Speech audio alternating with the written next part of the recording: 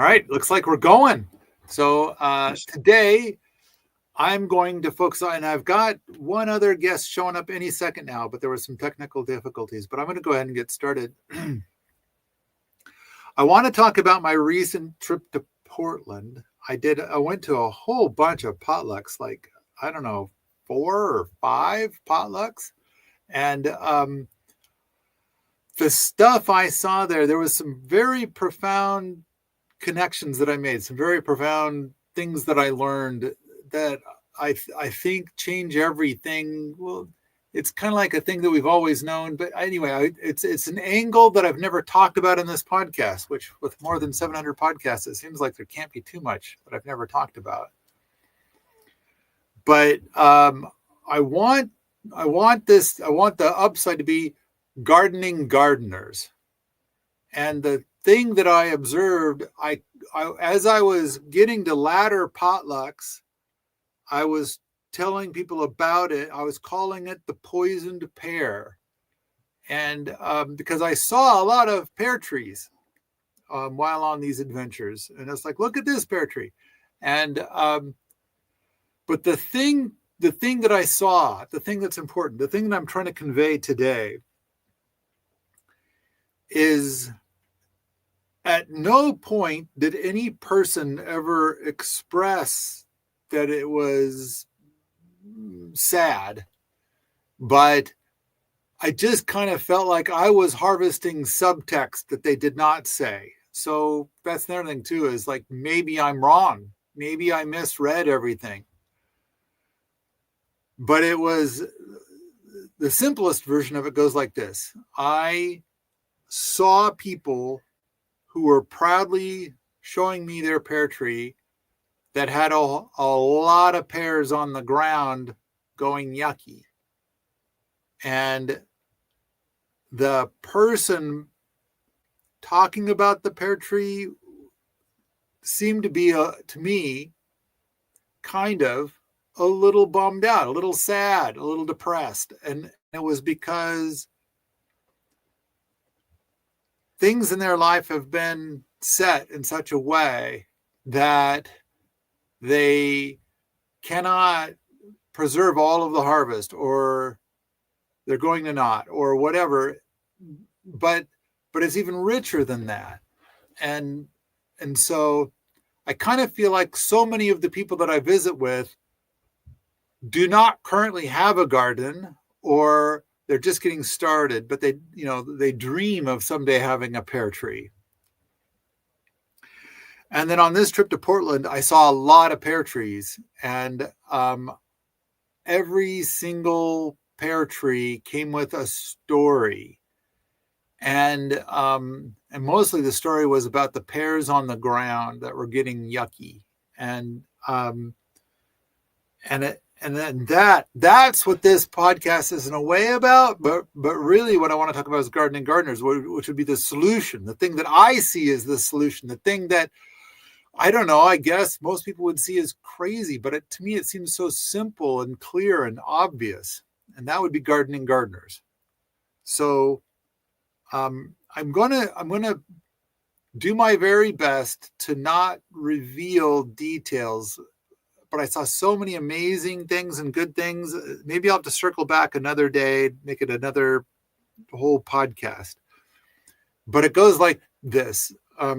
So, for example, this one woman in particular was telling me about the pear tree, and there's a lot I don't know, so I'm going to make up some stuff to make the story work. I think that there are 3 houses there, all in a bunch, with a giant garden between the houses and kind of surrounding the houses. And I think that she's in charge of these 3 houses. I think she might even own all 3 houses. I'm not sure. But I get the impression that what she wanted was to have all of the occupants of these houses be gardeners. So I think she rented out the rooms. So there's a total of like maybe 8 people, and she's one of the 8 people. And she wanted to build this community of gardeners. So everybody that rented a space has professed to being a gardener. Like that's the only way they were allowed in, is to be a gardener. And then I kind of got the impression of, and she told stories and she talked about stuff. And again, I think 90 to 95% of what I'm about to say is what I felt in the subtext. And so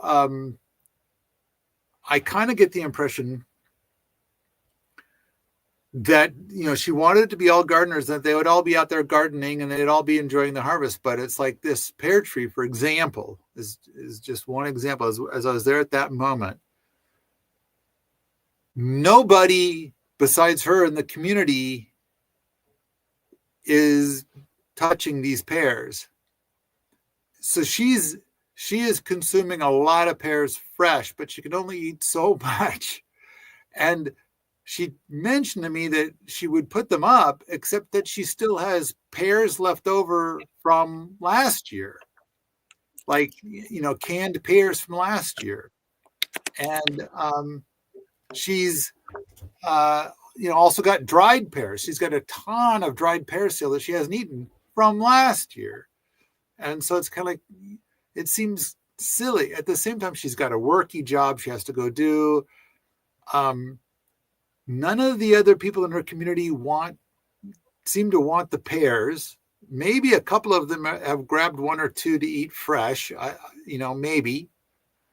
But there's a couple of there's even more stories. This story goes even deeper on the pear tree with just this one situation. And it is that she's reached out to more than 20 people, like in the neighborhood, to take pears, and none of them want them.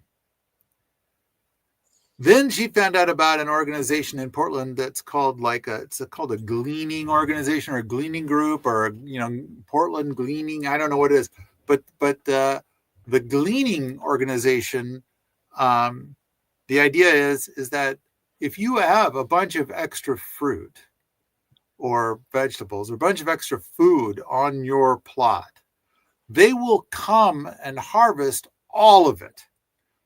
And then the best stuff goes to the food bank, and the rest is divvied up with the volunteers that came out to harvest it all. And so she's like, perfect. Oh, I've got mountains of food. I got so much food that isn't being consumed. So come on down. And so she contacted them, and they said, we are so glad you contacted us. We will send a crew right over to get all that. We just first need you to give us $350. And she was like, why would I pay you? You guys get tons of grants and stuff. Why would I pay you to come get like $2,000 worth of food? And it's like, that's how it is. So she said, no, thank you. And I think she's going to just take all the pears that drop and put them into a compost pile and compost them. I want to talk about so many of the other garden stuff I saw there and everything, but before I'm not even going to talk about any of the other things today. What I want to talk about today is the whole thing of like, I kind of want to insert myself into the lives of all the people living there. Not only this woman that is, I believe, possibly the owner, who tried to build a community of gardeners who would enjoy this bounty of pears so much that no pear would ever hit the ground, or that if a pear ever hit the ground, it would be scooped right up because it's precious. Instead of what I observed, which is like 90% of the pears for that year are going to go to waste. Like they're going to be composted in the end, I guess. Which I kind of think is a bit of a sad story. And that's kind of a big part of today's podcast, is this sadness that I saw around so many different pear trees, not just that one, but like a lot of pear trees. And all these different people have a different story. And I think that the real answer is gardening gardeners. And so I kind of feel like, okay, so I shared with you the sadness that comes from these pears, which are like the ultimate goal of gardeners and the ultimate goal of permies. It's like beautiful, delicious, dreamy pears are going to waste. And I just kind of feel like that's sad. And maybe I'm projecting when I observe these people, but I felt like all of these people with the pear trees, I feel like all of them were packing a dose of sad because the pears were just falling on the ground. And then the stuff that hadn't fallen on the ground yet, they stood right there knowing that almost all of it's going to be wasted. Yeah. So gardening gardeners, the Permaculture Bootcamp is one example of what I call gardening gardeners. So in the Permaculture Bootcamp, or in any gardening gardeners program, the idea is that a bunch of people will come together, and for 40 hours a week, they will work on gardening, natural building, permaculture stuff, homesteading stuff like that, but they're going to do it all together, or they'll do it all together, basically. So when you go out and you nurture the garden, you're doing it with a bunch of other people. Yeah. Not only that, but when the harvest comes on, the whole group goes out there and gets it. And then the whole group transforms that into meals or something. I mean, sure, a lot of it can be eaten raw right out there in the field, and that's wonderful. But at the same time, it's like potatoes and carrots and onions. Like, I have never eaten an onion in the field, even though Walla Walla sweets can be tempting to do that, and I've seen people eat them in the field. Uh-huh. And it's like, all right, you can eat a Walla Walla sweet onion like an apple. I choose not to, but people do it. All right. But the thing is that, you're going to make a soup, or you're going to bake it, or you're going to make French fries, or some deep fat frying, or whatever, a meal. You're gonna transform what comes from the garden into a meal, and then you're gonna put some of it up. And I kind of feel like in a gardening gardeners program like the Permaculture Bootcamp, then it happens. It's done, and you're out there doing it with a whole bunch of other people that are just as keen on this stuff as you are, and so now you're doing it. Now you're living this life that you signed up for. All right. Going back to the story of this woman and the 7 other people in this gardening community, I'm going to pretend that she is sad. Maybe I'm sure that if she was in on this call right now, she'd wag her finger at me and tell me how wrong and dumb I am. And it's like, and even though I might be absolutely right, that same person would probably still tell me I'm wrong. But let's just explore what I observed. And I think that she's bummed out because she made this community of gardeners with the idea that she'd be out there gardening with these wonderful people, during the gardening season. And then when the pears are on, they would all go out there and get pears and do stuff with the pears. Yeah.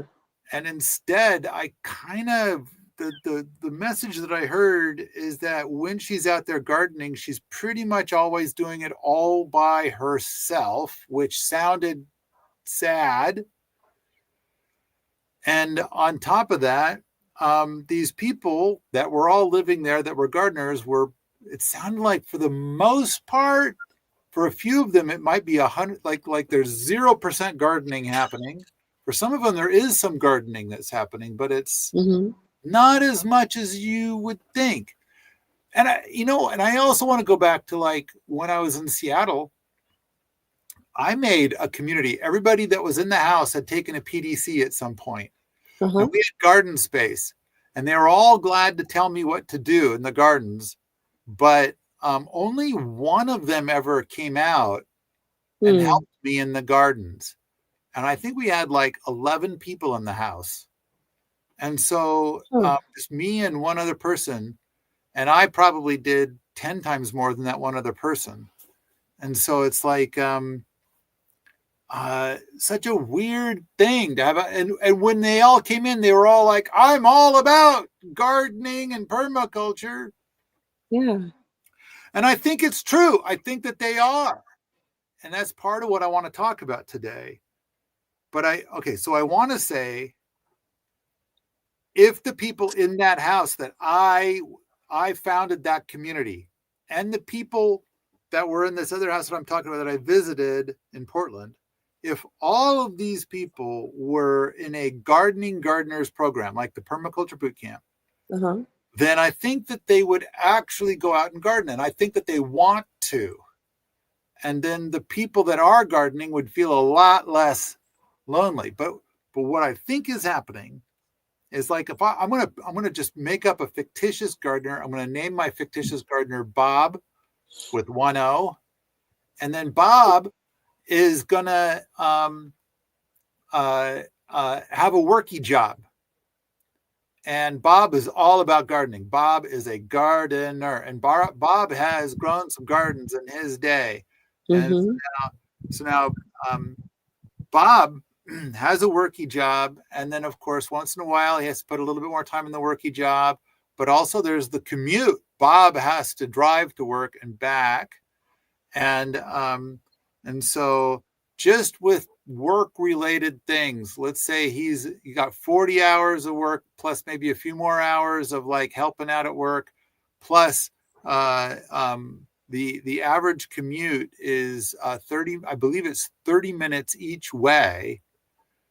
That's the average American commute. And so maybe Bob's got 5 hours a weekend to commute.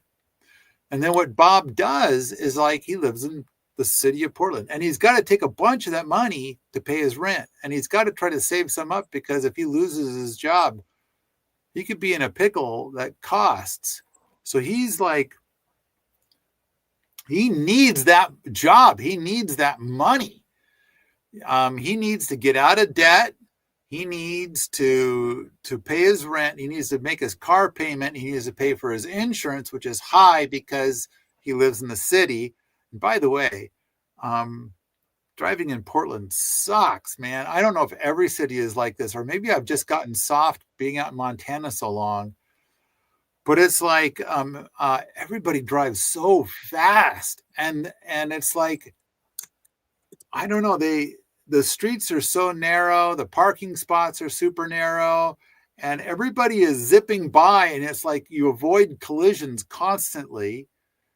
And I was driving the speed limit on a street in Portland, and somebody passed me. I mean, like, I'm in a neighborhood street, and it's narrow, and there's no room, and they raced past me. Like, maybe they must be going to the hospital or something. I don't know.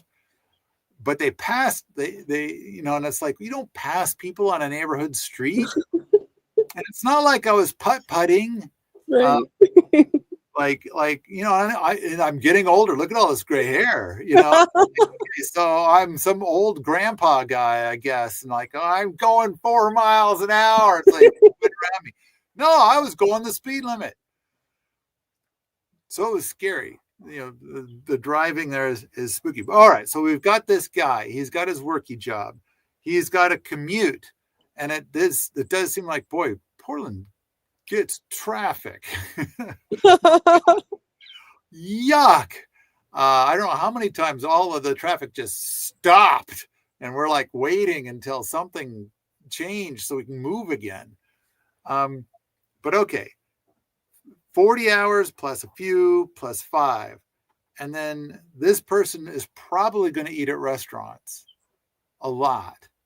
And that whenever not eating at a restaurant, Bob is going to go and get groceries at the grocery store, which I think I went to the world's tiniest Whole Foods while I was there. It was kind of a weird experience. But it was very, very busy and tiny. But all right. So I'm going to pretend Bob shops at that Whole Foods. All right. So Bob is a gardener. He loves, when he identifies himself as a gardener, but at the same time, it's like, in order to be able to pay his bills, he needs a job. Yeah. And so he works at his job 40 hours a week, plus all that other time. And it's like, once he's done doing his grocery shopping and eating at restaurants and, whatever errands he's got to run by driving around and things like that, there's not a lot of time left to be a gardener. And then on top of that, I'm going to pretend that Bob's job is like both good and shitty at the same time. Like there's things about it that are good, and there's things about it that are like really piss him off. So Bob's looking to decompress. And I like to think that when you are in a gardeners program like the Permaculture Boot Camp, yes, I'm going to say, so Samantha, you've been here a fair amount. You come here once every couple of months, yes, and you jump in with the boots and hang out and do stuff. I would have to say that there's probably no decompression. I mean, if I do know that there have been some people that were not a fit, but they didn't stick around very long. But I also know that there have been people that have been here for years. And so, and I kind of feel like it is generally a soul building thing every day. I think the folks who are here feel really lucky to get to have this life. I asked one of the guys one day, how are you doing today? And he's like, oh, every day is a Saturday. Like that's, and for most homesteaders, cool. that's really true, because most homesteaders, they have a worky job and a long commute. Yeah. And all of their homesteading is done on the evenings and weekends. Mm-hmm. So, all right. So I'm going to say Bob on the evenings and weekends, Bob's primary thing that he's thinking about is he needs to decompress and try to rinse away the day, because it wasn't all hearts, flowers, and rainbows. Yeah. And so while there are some nice things about his work, there's also some things that are a little too heavy. And but that's why it's called a job. And I think that what happens is that he has no time left at the end of the week for gardening, which is his thing, which is how he defines himself. So he does zero. And so this is, and maybe I'm wrong, but I just made this up. Bob is a fictitious character, but I kind of feel like in the permaculture community that I created, I feel like that's what I saw from a lot of people. Yeah. Because in that permaculture community, I rented out the room, so people had to come up with the money every month to pay rent. Yeah. And so with gardening gardeners, with the Permaculture Boot Camp, people don't pay rent. Yeah. They get unlimited food, a large part of which is provided by the boots that are here before. And then they don't have to pay rent for a bunk, which, in a large part was created by the boots of the before times. And so they've got a bunk and they've got food, and they're going to do stuff, gardening and natural building and permaculture and homesteading. They're going to do all these things to support themselves, to feed themselves, to house themselves, and to provide for future people. Yeah, And so, exactly. You made it free. You made them free to be able to build for the future. There's so many of us are stuck in a place where we have to make enough money to just get by. You've allowed folks to come into your world and be free of that money burden so that they can just build the future. I think it's a really special thing that you've created. well, and I do think that I am psychotically generous in this space, but I'm not.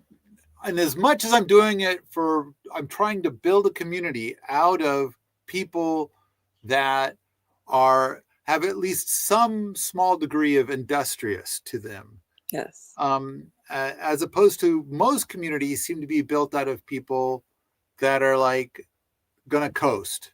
They're not going to, and it's like that. And I've observed that a lot. But really what I'm trying to do is I'm trying to get to the point that this is a success, and I will call it Gardening Gardeners. I will write that book, and then hopefully there will then be 100,000 different homesteads in the United States that will offer a Gardening Gardeners program. I think that's really neat. That's what I'm trying to incubate this. And I think that there is a lot of homesteaders that would love to incubate pretty much the exact same thing. Mm-hmm. But there's reasons why they don't, which is kind of like what I wrote about in the Skip book, like with Mike Ayler having more than 100 interns, and they all went down the road. Yeah. Well, what you've created here really allows people to take either path. If there is an industrious person who wants to come and be in the boot camp, they can live here and learn and, grow their own food. And if there's somebody who really just wants to coast, they have the opportunity to rent one of your beautiful cabins, which were built by the boot camp industrious people. So you really created both paths right here in this place. And it's all because you created the boot camp. And I kind of think that this could be, once it is a success, it could be rubber stamped onto 100,000 other homesteads. I think it could be. That'd be so cool. And because I think that what I want is what a lot of homesteaders want. And the reason why they don't do it is because they do not want the drama. Exactly. Which is what Mike Ayler suffered from. And so he was like, I thought that these people would be great and I would will them my land, but instead it was just a giant drama festival. And it's like, okay, so how do you make it? And then the other thing is that so often a lot of the people who show up are like, yeah, I'm going to help. All right. I'm going to do your intern thing, but, I'm not really a morning person. So, can we just wait a few hours? Like, I just need to kind of get my day started first. So what I have observed from a lot of these programs is people don't wake up or get started with their day until 11, and then they don't start working on projects until 2. And then they're pretty much done for the day at 4. And they call that an 8-hour day. And it's like, whereas at the same time, I see true homesteaders, they have a worky job, and they do all their homesteading on the evenings and weekends, and they're putting in a solid 40 hours a week on their homestead in addition to having a full-time job. And so it's kind of like, all right, how do we help everybody? And that's where I'm going. It's like, if I go back to the Portland community, to this fictitious person named Bob, I kind of feel like what I want for Bob is I want to bring Bob. See that gal right there? Her name is Tuesday. See, so we've got this spot up on the hill with a big sign. It's called Tuesday Terrace. That's because that's where Tuesday put her tent. But Tuesday is a person who came here and fell in love, and then when she was a boot, but she fell in love with somebody who was here for just a few weeks. And Mm. as far as I know, they're still together. That's great. So, but all right. Sorry, I just saw Tuesday there, and I thought I would mention that. So, okay, I hereby project, I hereby proclaim. Bob's a fictitious person. I can say Bob. I'm going to say that if Bob were to be part of a gardening gardeners program, that Bob would be 100 times happier than Bob is right now in Portland, Oregon. Because Bob would have either no bills or hardly any bills. I would say half of the boots that are here have 0 bills. That's really neat. That's amazing. And some of them come with a car, so they still have to pay insurance. But because you're living out in the sticks of Montana, your car insurance now becomes like 85% cheaper. Oh, wow. Yeah. Well, you live in a teeny tiny town. I do. Sure. I don't have to pay much for car insurance. Yeah. But I didn't know it was more in a city. I guess it would be a lot more in a city. Oh, yeah. Yeah. Because I'm kind of amazed all the time at how anytime you're on the road, it's not, because I've met human beings. And so whenever I'm driving, I'm always thinking like, how is it that you don't like all of our vehicles like should be shaped more like bumper cars? Yeah. Because I've met human beings, and yet I am always amazed.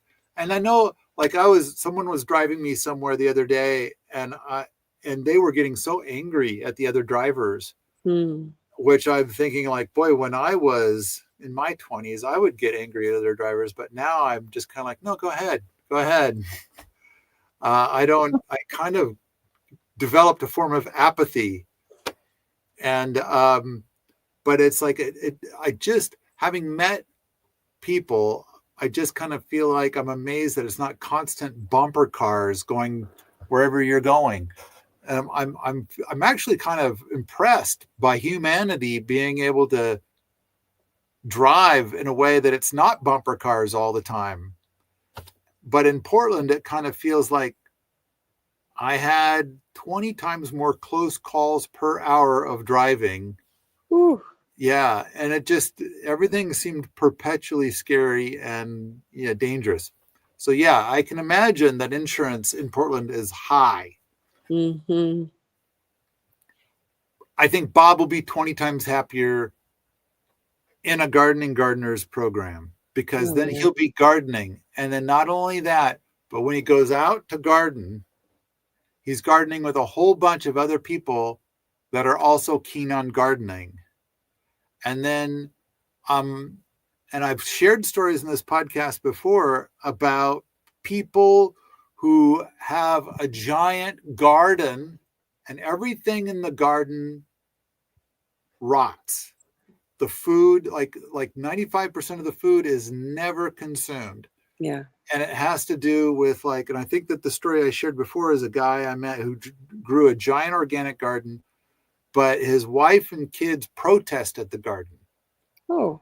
And they took on a vow or something that the three of them would never eat anything from the garden, and they demanded to eat from. And this is what the guy told me. It's terrible. Domino's delivery. Oh. McDonald's, Scottish cuisine. Yeah, right. And Taco Bell, so Mexican cuisine. Well. So I kind of, and so then he said basically he thought his family would be into it. Yeah. And instead it backfired.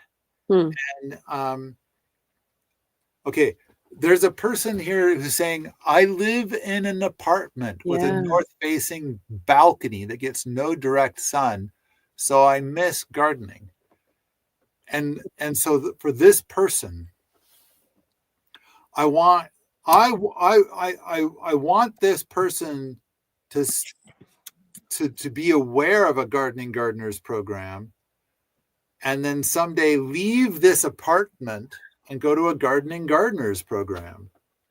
And because I miss gardening, but I think that if you were to be gardening with other gardeners and harvesting with other gardeners and eating with other gardeners, I think that that is going to be something to miss even more, or something to enjoy even more, to savor even more. I think it's going to be so much more soul building. But it seems like a lot of people who live in the city, and I'm going to include Bob in this pile. So I'm going to say Bob is barely getting by, living hand to mouth. Bob's not really getting ahead financially, but Bob is paying bills and paying bills and paying bills and paying bills, and is perpetually exhausted and is perpetually trying to erase the day. And all of Bob's focus and all of Bob's life is all about the job and trying to mitigate the after effects of the job, and then trying to basically exist and be okay and be like, going to restaurants all the time, and buying food at a grocery store, even though there's pears on the pear tree at home right now that Bob is not harvesting. Okay. I think it has a lot to do with what someone values, because if you deeply value the level of health and nutrition that you get when you get the fruit off of the tree, or you pull the carrot out of the soil, it's a different food than what you can buy at the Safeway or get from a restaurant. So I think if you value that social camaraderie of getting together with other people in the restaurant, then that's going to have more value. But for me, I don't want to eat at a restaurant. I mean, I'll go out to restaurants with my friends because they're eating there, but I don't eat that kind of food. I mean, I eat out of my own garden for almost 6-8 months now. I've had basically nothing except what I've grown or my friends have grown. And to me, that's food. It's the food that you buy at the store isn't even food anymore, because I've been, I'm kind of spoiled now. I get to eat real food. So I think if it was really valuable, somebody creating a level of health for themselves, then it wouldn't even be a question. So I think it kind of comes down to what's important to you. And if somebody's choosing the grocery store and the restaurant, it may be that there's other values that they're getting from those choices. Maybe, or maybe they just have no one to garden with. I think that's as you were talking, it made me think of 20 other tangents to go on. But I think that's kind of the key. And part of it is the whole thing of one of the things that I've thought of recently in the last few years is that, because I kind of feel like when we talk about the math of permaculture and gardening, and when we talk about the joy of the Gardening Gardeners program and stuff like that, and the soul buildingness of it, there is one place that a city has it way better than those of us that live out in the sticks. And that is the social thing. Mm-hmm. Because when people go on dates and stuff in the city, they're going to be super picky about who's going to be their long-term match. Yeah. And I can do better than that. I can do 4% better than this. I can, where, I know you're here. Where are you? I see you've got, I Felix have the whiner cat? And I'm sitting out in the Wheaton Labs gardens on the magnificent picnic table. Okay. In the beautiful Montana sunshine. So so we've got a lot of cats. And he just came over, so I'm holding him. Yeah, that's Felix the whiner cat. And Felix wants to be constantly held and pet. And then eventually Felix will enjoy being pet so much that he starts getting a little bitey. So, oh gosh, well, he'll be put down. Yeah. Well, I mean, you'll set him down. Yes, so. I don't do biting. Well, no, you said, and he'll be put down. Not a thing to say to a cat type person, you know. Nice to your I'm kitty. going to put you down. I want to put you down. It's like, no. Phrasing. It's not that bad to be a biter. I'm just not going to hold it. Yeah, I discourage the biting. And so, but Felix desperately needs to be held and pet all the time. And so I'm not surprised. So I was just kind of thinking like, wait, you're holding a cat. Okay, all right. So Felix the whiner cat. Oh damn it! Now I forgot what I was talking. I saw you holding a cat, and I'm sorry. I'll put the kitty away. No kitty. Okay. In the city, people have a lot more dating options, and it's like we just can't compete with that way out in the sticks. And I do think so many places to go. You know, I mean, it's like in a small town, there might be the one place to go out. But if you're in town, it's like, what do you want? Do you want to go to the pizza? Do you want to go to the rock and roll show? I mean, just going to the park is an event in the city because you get to sit around and watch a bunch of people. So like in your town, there's the one place to go. Yeah. And if you go there, like you go there with a fella, then everybody in town knows. And they'll talk to you about that every time they see you. Like you can't just go out on a date and find out whether you like this person. Instead, it's going to be more like, if I go out on a date, now I have to justify that choice with 100 other people later. And if that, probably not even 100, and they all know the guy too. Yeah. and they know all his dark stories, which you're going to hear about in the next 24 hours over and over and over again. And so, whereas in Portland, you're far more anonymous. But on top of that, I think what's going to happen is that, you're dating up. So I guess another way of looking at this is that if you're in a permanent relationship, you can find out just how permanent it is by going out to the sticks. Because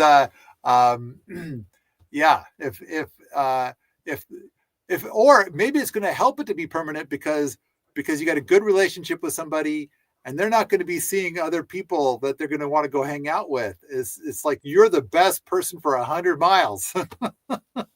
Makes your relationship better, right? Yeah, that's a great idea.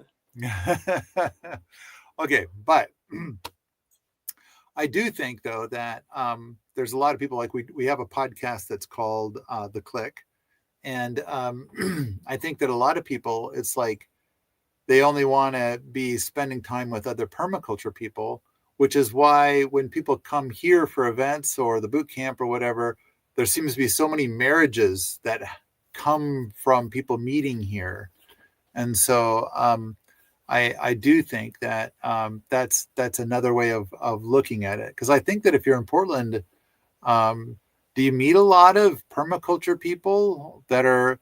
And then the other thing is that I think that the only people that are coming to the boot camp are at least willing to be industrious to a certain degree, which is a kind of another thing that I think is good to point out is that so many homesteads and communities seem to be chock-a-block full of people that their 40-hour work week can be completed in about 5 hours, and by can be, I mean, not really can be is not the right word, not the right phrase, more like that's all you're going to get this week.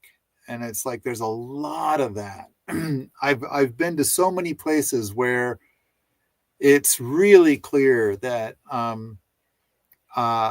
people are not doing anything. And I don't know. I feel like I've been going to so many potlucks lately and the conversation has come up a lot. And it's like, so when I was in Sandpoint, there was a couple there from a community up in Canada and we got to talking about community a lot. And there was another potluck where that's all they wanted to talk about the whole time I was there, was about community stuff. And I pointed out that how in Dominor, they've got like 900 people, or at least the last I heard 900. It might be, it's probably more than that now. But and they're all artists. And it's like, how is that even possible?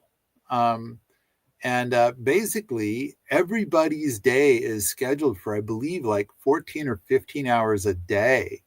Wow. And so when you've got that much schedule, it's hard to get up to, I guess, unkind things, or at least, you've got 14 to 15 hours of authentic productivity. Whereas in some of these other communities, you don't have a time schedule. And you joined that community with the idea that I can do all of the things, all the gardening and homesteading and permaculture. And instead you find out that when left to your own devices, you kind of don't do much of anything. You kind of, in fact, drift into maybe video games and getting stoned. I think, and I kind of, and I'm going to make up something here, as I'm fond to do. I wonder what percentage of the American population currently spends all of their days, like for the last 6 months at least, just playing video games and getting stoned.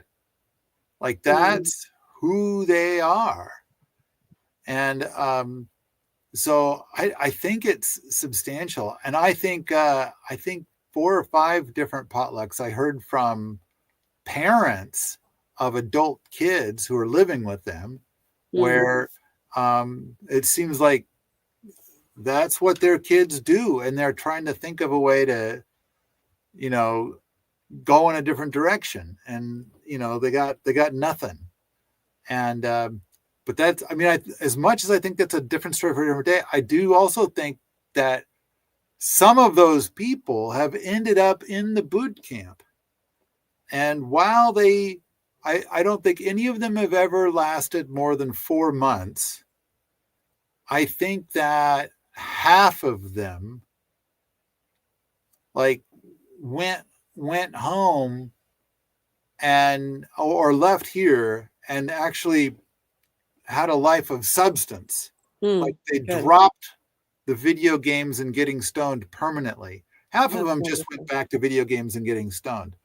But I think, and I know of one story where the mom wrote to me and said, I sent you a boy and you sent me back a man. I love that. That's sweet. That. And he was here for, I think, only like, I want to say 5 or 6 weeks. He wasn't even here very long, but he lives very far away. So he had this round trip plane ticket.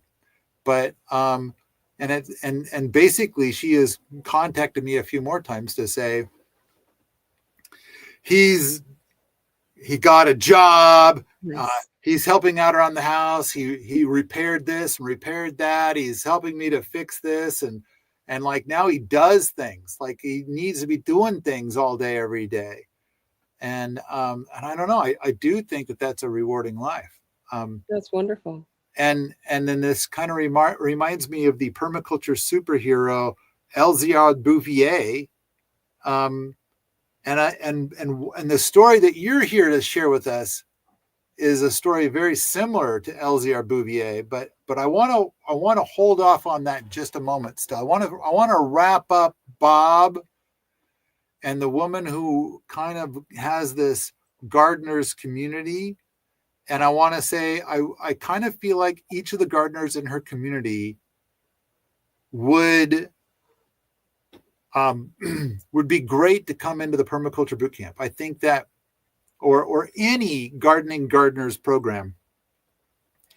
And I think that their lives would feel 20 times better than how their life feels right now. And it would be easier and more delightful. It would have all the benefits and perks. It would be a giant goodness for them. But the I think it would, because then they would be gardening. Whereas right now they just identify as a gardener, but they don't. And there she is.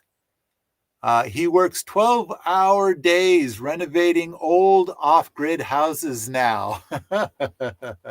Nice. I was trying to leave your name out of it. I was trying to be discreet. There she is. That's really, really great. And I love it when you send me the emails about the before and afters. I feel it's like such a perfect example of, I don't know, the power of the boot camp and the power of gardening gardeners. Thank you for posting that. Thank you for being in the chat. Thank you for paying attention to our little thingamabob today. Okay. I think that these gardeners are on a path that feels shallow and empty, and there's no gardening in it. And I think that I'm going to pretend, because I've met some of these people, I'm going to pretend that they feel sad, depressed, because they're living a gray life, at a gray job, eating gray food, doing gray things, and existing. And I just feel like it's a bummer. And they identify as gardeners.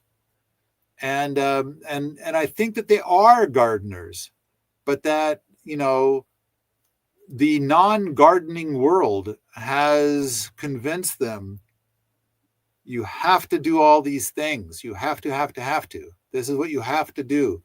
You have to have a place to live. You have to go buy your food. You have to have a worky job to pay for all this shit. And so basically you have to shape your life to being a drone that is part of the machine.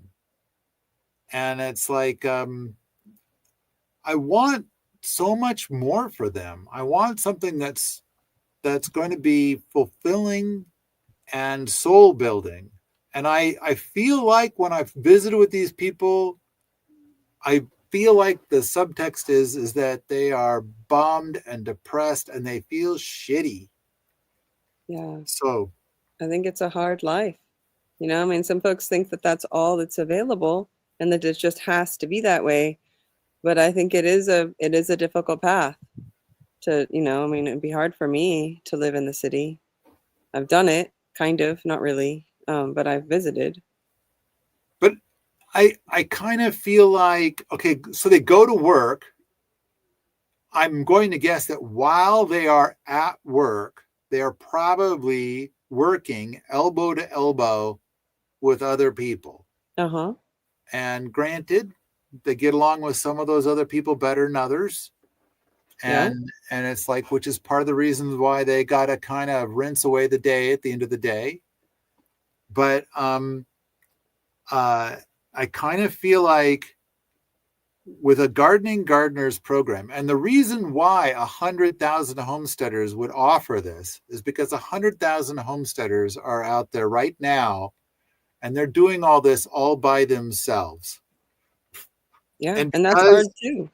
Because because of the way that they have set things up, whether they have animals or gardens or whatever it is that they're doing, whatever their homesteading is, they can never travel. And that's another podcast that I know that you and I and Bo have talked about. Like, we got to get that recorded, and we still haven't done it.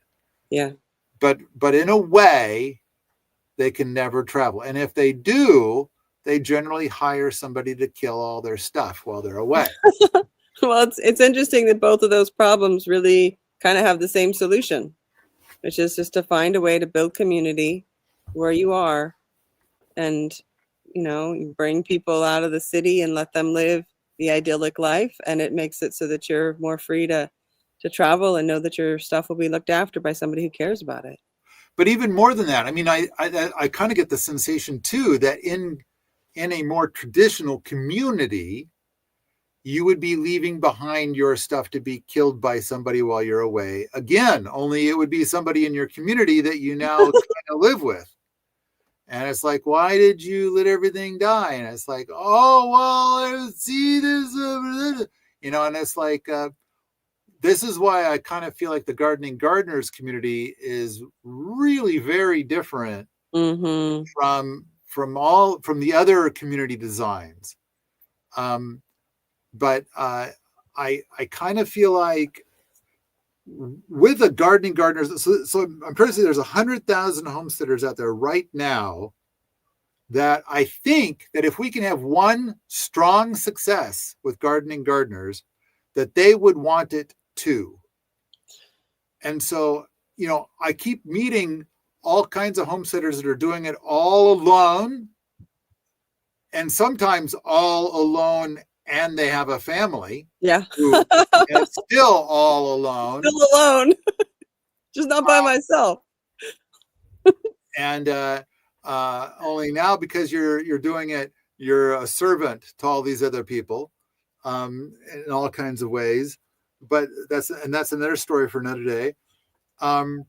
But sometimes people live in community and they're still all alone. Yeah. In this respect. And it's kind of like, I kind of feel like with the Gardening Gardeners program, and I've been to, and that was another thing too, is I've seen so many farms and gardens where it was just a giant shithole. And it's like, there's garbage that has been sitting out, like, oh, we might use this garbage someday, and it's like, so I saw some of that. But I kind of feel like, at least with the Permaculture Bootcamp, a Gardening Gardeners program, the first Gardening Gardeners program, I think we run a pretty tight ship. I think we are very tidy and very picked up. Mm-hmm. And but part of that is that a group of people goes out for 40 hours a week to keep everything sharp. Yeah. To follow the example, if you will, of Elziad Bouvier, the permaculture superhero. Oh, look, there's a picture of our superhero. There he is. That's beautiful. Oh, so this, if you haven't caught on, it's the man who planted trees. He went out in France and transformed what looked like a dead landscape, that he could see old wells and old evidence that people used to live there. And he believed that if he planted hundreds and thousands of oaks and willows and poplars, I think a lot of oaks mostly, what I remember him planting, and he brought the valleys back, he brought the rivers back, and the people came back. He built the laughing brooks and then the laughing children. I don't know, I understand that it's a story based on a true story, which is even better. But even if it isn't, it's like, I think, the best permaculture superhero story ever. And well, I read that. I read that story when I was a kid, and that was my dream. And I bought a beautiful place that I could see. It used to have a creek on it, and I restored my creek. It doesn't run all year round, but it runs a lot longer. And I did his techniques. A thing I've heard 10 times this year, including in the last few weeks, is saying, I think that person read My Side of the Mountain and then went out and tried to do that. Totally. And, it's a way different story, though. My Side of the Mountain. Oh, it is. It is a way different story, but it's still a kind of permaculture story, maybe a little. Oh, sure. It's just, I don't think he restored it as much as lived in it. Yeah, that's true. But amazing story. I read that when I was a kid, too. Yeah. So, but all that stuff is inspiring. Basically made community for thousands of people by planting trees. But all right. Okay, I know I keep going off on a tangent, on a tangent, but let me roll back to the Portland gardening community. And I think I talked about Bob and all of the gardeners there that aren't gardening. And And now I want to talk about the gal that is the owner. Mm-hmm. And as much as I feel like there's so many stories down that road about her and what she's doing there that are amazing and cool, the bottom line is that I believe that there is a level of sad that is that she has. She didn't say anything to me. This is me drinking subtext, and so I'm probably wrong. Maybe it's just all fiction in my head, and so, but I think that what I'm getting out of it is that she wants to be gardening with gardeners every day. She wants to be harvesting with gardeners, and she wants to be enjoying the bounty of the garden with gardeners. And instead, she's doing it all by herself. She's all alone in a way. She's not alone, but she's alone. Yeah. And so I want her to be part of the Gardening Gardeners program. I want her to come join the permaculture boot camp. I think it would be really, really, really good for her as well as good for the boot camp. And then she would finally have what she seeks. And so, you know, throughout the week, going out and gardening. And then I know that after observing this stuff in Portland, I changed some of the stuff about how the boot camp runs, and it's been delightful. In the past, I said, any time that we harvest food and we preserve it for future boots, then that's on boot time. And because most of the boots, once you get to 5 o'clock, it's their own time, and they usually, you know, put their feet up and do fun things. And Saturday, this place turns into something like a ghost town. Yeah. Most of the time. But I would say there's one person out of 5 who comes here, and on the evenings and weekends, they're still at it. They may have shifted to a project where they're going to get, you know, it's a skip thing, or maybe they got their own project, or maybe there's some project we were working on, but they just wanted to keep going. Yeah. You know, so that's one person out of 5. But most of them, it's like at the end of the day, they're just done. But all right. So there's boot time and there's personal time. So during boot time, we're going to be gardening and stuff like that. And in the past, it's like, okay, if we're going to bring in food, and, you know, if it's going to be something where we're going to do a food preservation project that will feed boots 3 months into the future, then that's on boot time. We'll do it together as a group collectively. But if you're going to just feed yourself, then all of that happens on your personal time. So now we've made a slight change. And it's like, if a meal is going to be prepared using like 95% or more materials from the garden, that can be prepared during boot time. Oh. And so now there's been a lot more of that happening. Oh, nice. And so, whereas before, people, because we provide unlimited organic food. Right. And so, as an example, people here will eat the corn chips, the organic corn chips and organic salsa. And so it's like, corn chips and salsa, I'll have some, thank you. And at lunch, it's almost tradition to have peanut butter and jelly sandwiches made with bread that is, you know, it's all organic, but it came from the store. Right. Okay. Once in a long while, somebody will make bread, like usually poly-dough or sourdough. Yeah. And then they might make their peanut butter and jelly sandwiches from that. Yeah. But, okay.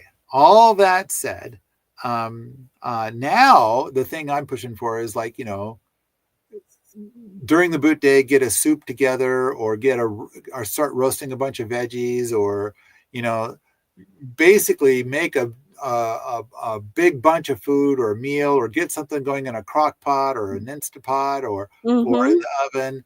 Get stuff going, And you can do all of that during boot time. And so people are enjoying that. So more of That's the nice. the cooking as a group, but it has to be from the garden as opposed to like, oh, I'm just going to go inside now and eat corn chips. And it's Right. like, and or have a peanut butter and jelly sandwich. It's like, no, no, no, no, no, no. That's on your personal time. If it's coming from the store, it's on your personal time. But if it's coming from the garden, cooking is okay, but eating is on your personal time. Well, that's nice. Because in the past, I would try to prep something over the lunch hour or get something going after 5, but a Yeah, lot of times it takes a little more time. So that's neat that you can do a little bit of food prep during the boot day. I think that's great. that's been one little change. It's not much of a change. It's a pretty tiny change.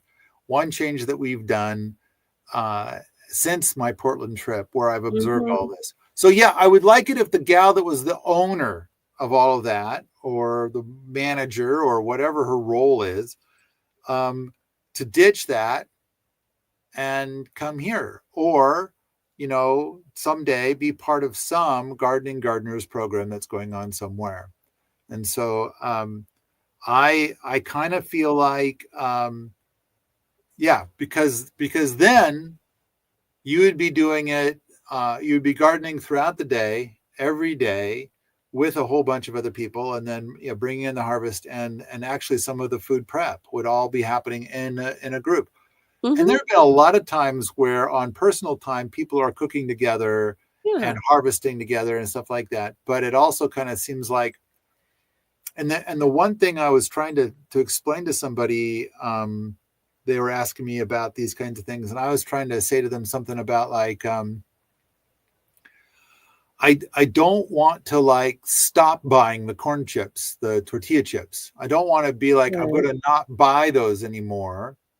What I want is I want to provide something that's so good that we end up with that bag of tortilla chips getting stale Yeah. and nobody wants them because everything else is so much better. It's so good. And Exactly.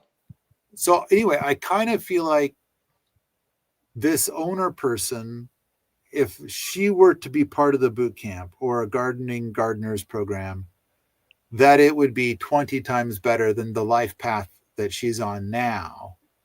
That it would be more fulfilling and more enjoyable and better. Well, Um, I think you've created a really wonderful educational program here. I know that every time I visit you, I take things home and change the way I do it at home because you've created a really powerful structure. You make a lot of things possible just because of the way you've designed the place and the way you've designed the day, and everybody having, not exactly having roles, but the way people work together makes things easier. And so I take things home all the time, ways that I can run my homestead better.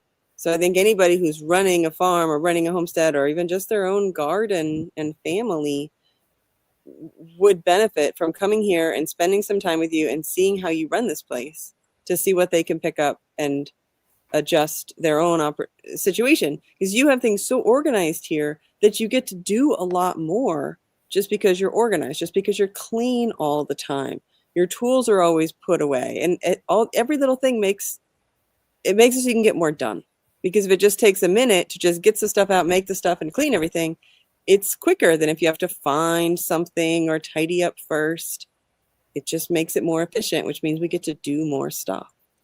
So I think anybody could learn a lot just from being with you for a couple of weeks. you know, one of the things before we started recording this podcast, so I was saying like I don't have any notes. Normally I have notes, but I tried to make a few notes, and you said something about how we should compare to the Woof program. Oh, I was just curious how your imagination of the gardening gardeners program, how it's similar or maybe how it's different from the Woof program, which is an existing program, and I think it works for a lot of people, but it doesn't necessarily give everybody exactly what they're looking for. So Woof is worldwide opportunities on organic farms, Yes. and so what'll happen, you sign up and then you go to a farm and you help on the farm, and you get a place to pitch a tent, and you get food. Mm-hmm. And then after a while, it's the seasons change, and the farmer is like, "Thanks for your help, and now we're done for the year." And it's like, so I would have to say that I mean, there's so many different places on Woof that you can go to, and so many different programs. But I gotta say that I have met, I want to say 100, but probably not quite 100 different people who used to be on Woof and they're not on Woof anymore. And they were the host, the Woof host. And the biggest complaint is that when I did Woof, I got less done in a day, and I got a whole lot of drama I didn't want. That's And a so, hazard. Yeah, definitely. yeah. It sounds nice to have help, but a lot of times for me, it's easier to just be in my own head because I know what I want. I don't have to explain it to myself, and I don't have to convince myself of the thing. I do a thing and I might make a mistake, but if I have to spend a lot of time talking somebody into why I'm doing it, I get tired of that. I've in this podcast in the past, I remember visiting with Helen Attow and with Joseph Lofthouse, and they both had a thing that they said, and that it's amazing that their numbers were the same, were identical, that I thought was really important. And it's like, so it went something like this. In general, if somebody offers to help, I say no, thank you, because at the end of the day, I'll get more done by myself than with their so-called help. But there's one person out of 20 that is the exception to the rule. Oh. I actually get more done with their help than if I was doing it by myself. And what a delight. Yeah. Now, I do want to say that there was a point in time when Helen was saying that she was taking no interns, and it had a lot to do with this whole thing of like, I don't need to be held back. However, two of the people here asked to be our intern, and she said okay to one of them, even though she wasn't taking interns. And so apparently, and the particular guy that she chose, I thought was a great guy. He did a lot of stuff, and he was doing the boot camp full time, and in the evenings and weekends, he was doing his own projects on one of the plots. So when a boot is here, we give them their own acre to go play on. That is such a nice thing. So this guy, he took his acre and he was doing a whole bunch of stuff on his acre, and he was posting pictures about it and stuff like that. And he did that in the afternoons after boot camp time and on the weekends? Yeah, evenings and weekends. How nice. And so, and then he wanted to be Helen's intern, and then Helen said, okay. Yeah. Because he had proven himself here. Exactly. That's wonderful.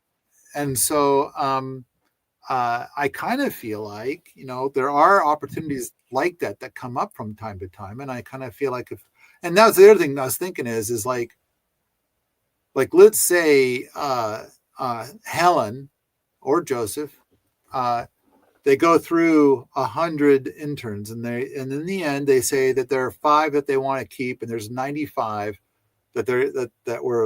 I want those 95 to come to the Permaculture Boot Camp or a Gardening Gardeners program, because I think that we can work with them to the point that they could be an intern there. Yes. Like I like the idea that we're getting those people to go from wherever they were to being, because I think that a lot of what stops a lot of people is going to be like, I don't know what I'm doing, so I'm not going to touch it. And I got to say, like 19 out of 20 people that come and join the boot camp, the first week, it is exactly like that we get. We kind of consider the first week to be a wash, but there's 1 out of 20 where it's like, Oh no, they got a lot done. They are amazing, you know. And so, but I do think that most of the people that come to the permaculture boot camp, the first week is going to be like, our expectations are super low. And but I also kind of feel like, boy, there's been a lot of people that have gotten to like the 6 month mark here, where it's like they've gone from being having never touched a hammer, never touched a shovel, never touched a drill, and in the first week was quite the wash, to after 6 months, it's like they are a champion. They are amazing. And so they're really getting it done. And it had to do with the fact that it's like they're so overwhelmed by what they don't yet know or what they have been able to do that they don't know where to start. They don't know. And it's like, yeah, I love the idea. I love having those people in the boot camp where they start off with so very little, and then after a few months, they are turning into a superstar. They are really doing great at all of this stuff. And you've created, you've created a really safe place for folks to learn. Folks who have barely held a hammer or don't really know how to use tools. You've got good tools, and you've got people who know how to use them and are patient and kind, and will teach somebody how to use a chainsaw and cut down their first tree, or how to use a nail gun and stuff that might be kind of scary to somebody who's certainly not going to do it by themselves on their own somewhere. But, you know, I mean, I came here and learned from some of the guys here one summer because I wanted to learn how to use a chainsaw. And I didn't want to ask, you know, some neighbor or whatever. I felt like coming here would be a good place to learn. And so that's one of the things I focused on one summer, was learn how to cut a tree down. And I really appreciate that you provide those skills. You provide a place for people to learn in a safe place, regardless of where they start.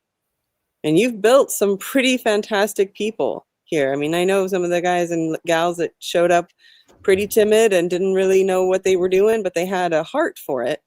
And they became quite proficient at building stuff and building the world around them. I think it's really impressive what you're doing.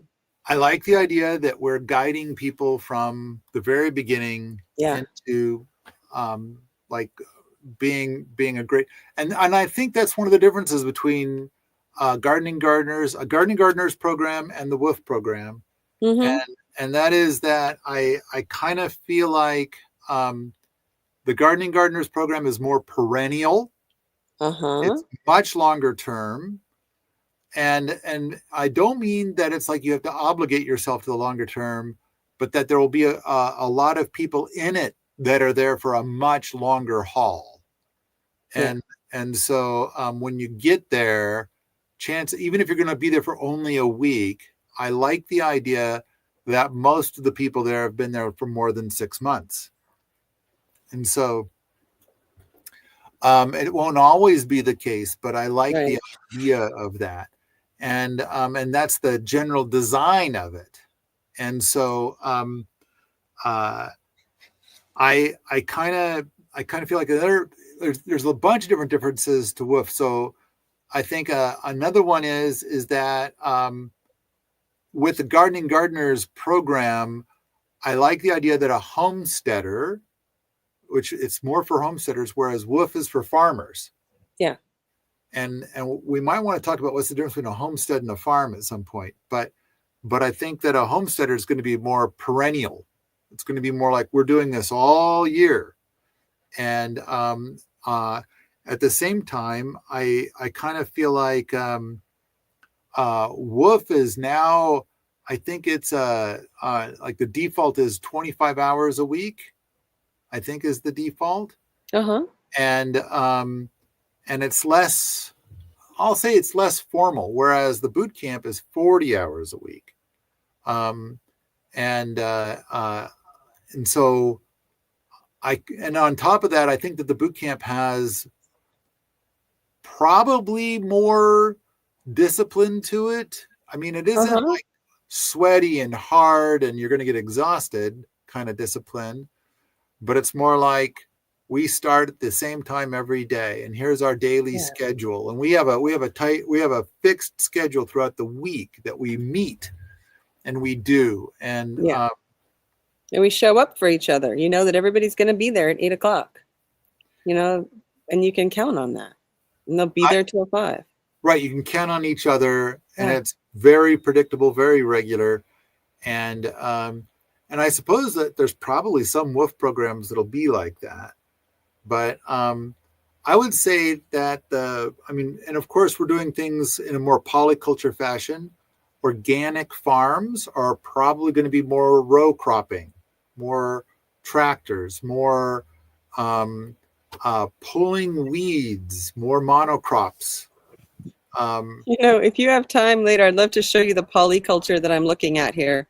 The plants are absolutely magnificent, each one in their individuality, way more than they would be in a field of that particular plant. It's also a hugelkultur, but it's like, as I'm sitting here, I'm looking at, they're so bright and vibrant. Like, you don't get that in a field of lots of squash or in a flat garden. So there's a picture. That is a very old picture. That's a long time ago. Like springtime stuff is starting to come out, and now the stuff is, you'd be waist deep or taller. The sunchokes are, I don't know, are they 15 almost feet tall? It's ridiculous. And looking at that picture, I think that what you're looking at now compared to that picture, you're looking at 15 times more biomass that you can see. At least. Wait, yeah. It's I can't see any soil from here. I can see a little bit of mulch, zero soil. And I all the potatoes, I don't think we've planted potatoes there for 7 years. And yet there's giant potatoes everywhere. But the potatoes are now being overwhelmed by the squash plants. Although I think, just from memory, from where you're sitting and what you're looking at, there's that giant asparagus. And that's what it is. And it's the healthiest, most magnificent asparagus I've ever seen. And it was like that when it was a stalk too. It's huge. And now the leaves are, I want to take my laptop over there. It's actually so hard to interrupt. You keep talking. Can you do that? Oh, there you go. You're going to do it. I can do anything. So Andreas, you've got like blur the background going on. So we see all this blurry stuff. Oh man, I don't know how to do that. Okay. Oh gosh. Okay, maybe I can't do it. Well, anyway, you can imagine it's the coolest thing. Sorry to interrupt everybody. My background isn't blurred. I know. I don't know how I did that. Oh, look, so Andreas found one of the pictures. There we go. I think that's a still from an image. I think that was like early August. So that's like a month and a half ago. Beautiful. But I think Samantha took that video of when I was up there. I don't know. I kind of got on this kick to go out once a day for 5 minutes to pluck little grasses. And but okay, just from where you're sitting, from memory, there's potatoes, there's a big rhubarb, there's the asparagus, there's sunchokes, there's mint, there's and we're using the mint as chop and drop, which always smells great when you chop and drop. There's lots of daikon out there. Yes. The radishes. There's radishes that are making little radish pods that are super yummy. There is what I think is a sorrel plant. And I've never seen one of that size and dimension. I think it's probably 3 feet long in the leaf. Kale, I think. Yeah, kale's out there. Sunchokes like crazy. Corn is still happening on the hilltop. Onions, walking onions everywhere. Oh yeah. Such a group, and everybody's healthy. And you see that sometimes in permaculture gardens. You'll just see some individual plants that are so magnificent. And I feel like it really happens when you do polyculture. I know a lot of people do everything all the same and together because it's easy. But the individual plant has a higher level of health and vibration, it seems to me, when you give it the polyculture environment. And if the plant is healthier, I think there's more minerals and more nutrient in the food. So I think the food itself has more value for us to eat. I think a very powerful plant food is the root exudate of other species of plant. Yeah. And so that can only happen in a polyculture. And so you end up with a more nutritious food. And you were saying something earlier about gardening gives you better nutrition. And I do, and it's like through my Of course, health it has to. adventures of the last few years, I strongly agree with that. And at the same time, what I have learned is that 99% of people want convenience 100 times more than nutrition. Well, I think it depends on where you're at. I mean, if you're Sure. perfectly healthy and you feel great and you can eat at the grocery store without complaint, then, maybe your time is worth more and you don't want to spend it in the soil. But folks who have health challenges, or their children are growing up, or whatever is going on for them personally, that high quality nutrition becomes a real value, then I think that growing it yourself, or getting farmers market food, or getting in with a neighbor and sharing the growing, I think it's the only way to get that high quality nutrient. Because when we purchase things at a store, they are competing on price. And I if think you're that growing the it yourself, stuff that's growing in a polyculture is going to be of a much higher quality than the best food that you can buy that is labeled organic at Whole Foods. oh, absolutely. Well, even if you just, like, if you go out and you grow a beet in your garden, right? And it's got that black soil that is all over the beet when you pull it up. If you go buy a beet from the organic farm, it's not the tilthy soil. It's going to be a heavier, more clay type, or more, there's not going to be that organic material in the soil the way there would be in your own garden. So it doesn't have that level of health. Even though they're growing it organically, they don't have, I mean, they can't be putting that much input. I mean, how much nutrient do you put down in your own yard? It's you can't compete. Really, you can't compete on quality unless you do it yourself. So when we talk about the gardeners in that Portland community that are not gardening, I think that they may or may not be aware of all of these things, and yet they're eating at restaurants and grocery stores instead of out of the garden. And what I'm saying is that I'm trying to shoot for their soul more than their health. So Mm-hmm. I guess I'm going more for their mental health. This sensation of a life of beautiful substance rather than the gray existence of being a cog in the machine. Yeah. And so I'm trying to say that if you come to a community of like-minded people and do it, and I think that's a big point I'm kind of trying to nail down, which I'm struggling with, is it's like, especially when trying to compare gardening gardeners to Woof, is it's like, I think that the gardening gardeners program is more soul building than Woof.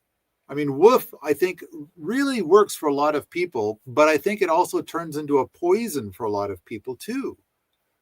And so it's like, I like the gardening gardeners program more for people, for their own personal health growth. I mean, part of it is that the whole mentality of a farm versus a garden.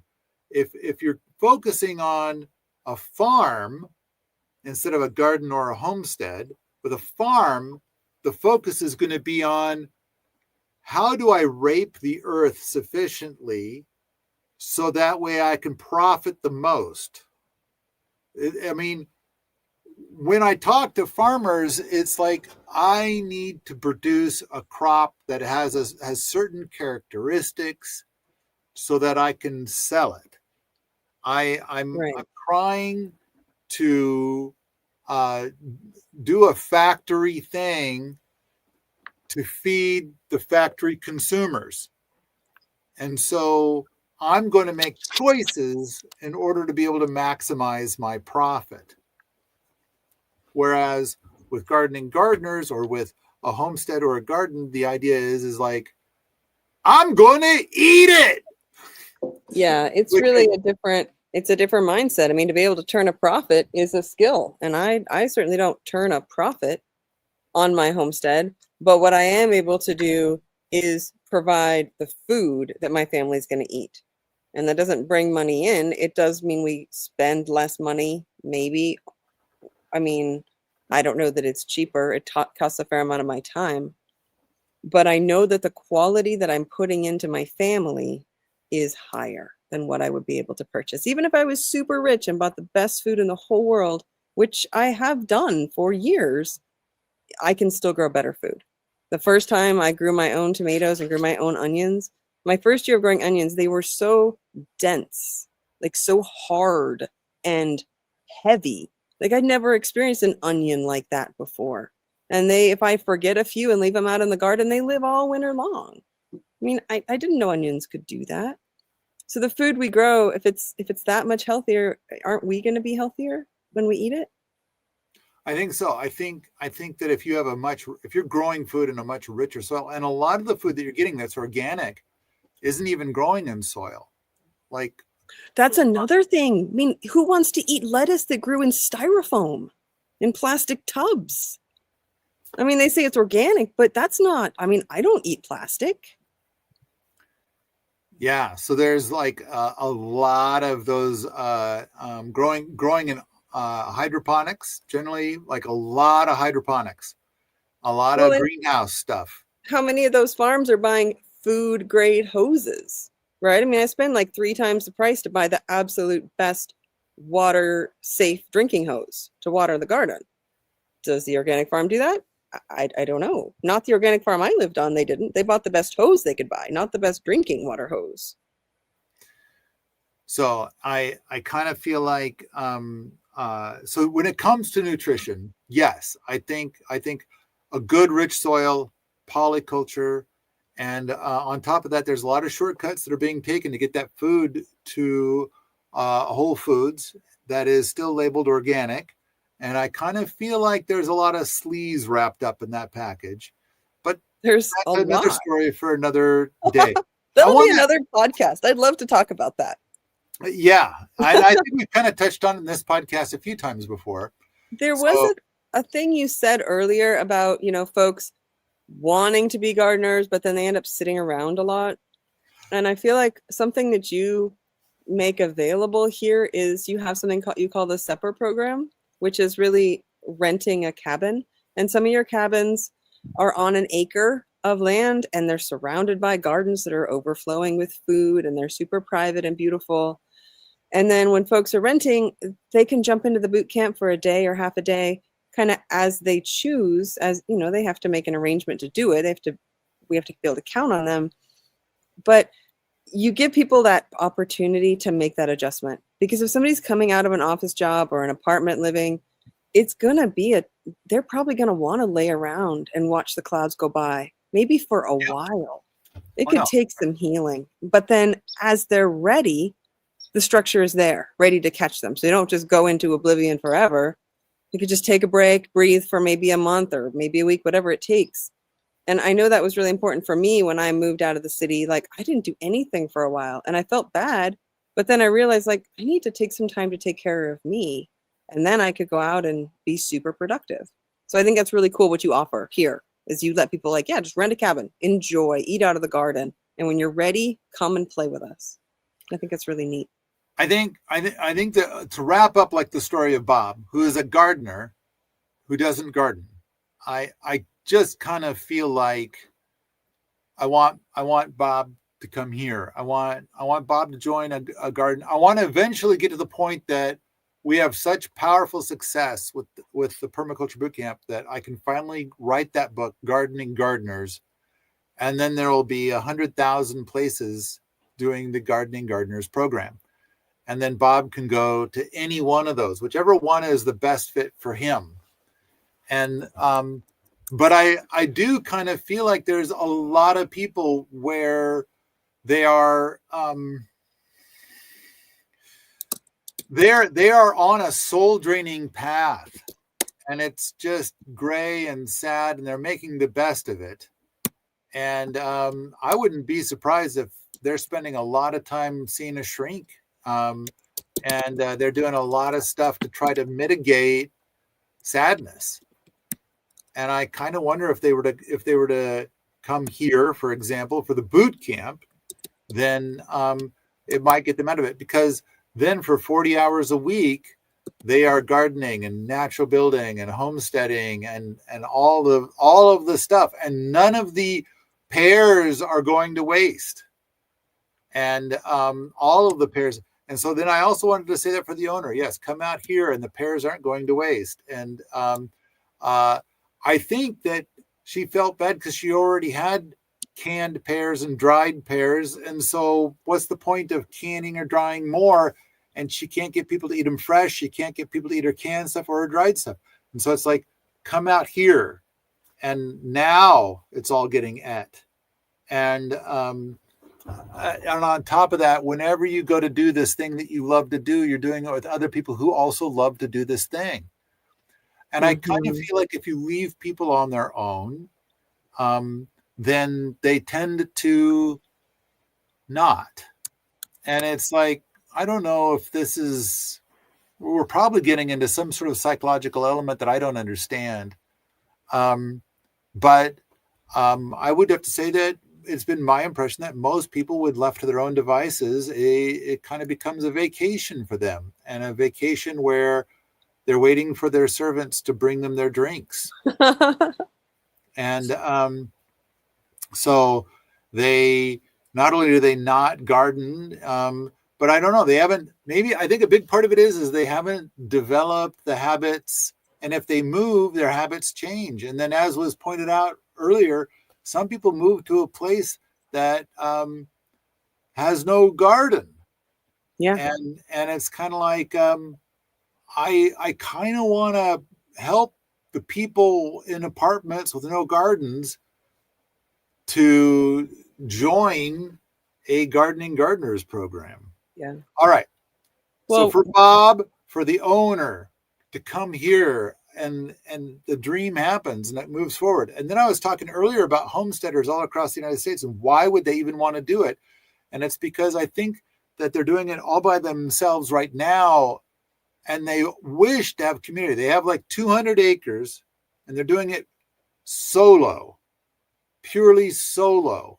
And it is sad, and it's a bummer, and it's a drag. But on the other hand, what they don't want is to have a dozen hippies move in and then, basically treat the owner as their personal servant. And I kind of see, I've heard stories of that sort of thing happening with Woof stuff, which is why a lot of farms no longer offer Woof. They're just tired of, granted, with Woof, I've heard some great stories of some wonderful woofers coming and doing wonderful things. But I've also heard other stories. And I think we've got a few podcasts kind of sharing some of those other stories. And it's like, all right, so that totally happens. But I kind of feel like with the Gardening Gardeners program, the whole thing is different.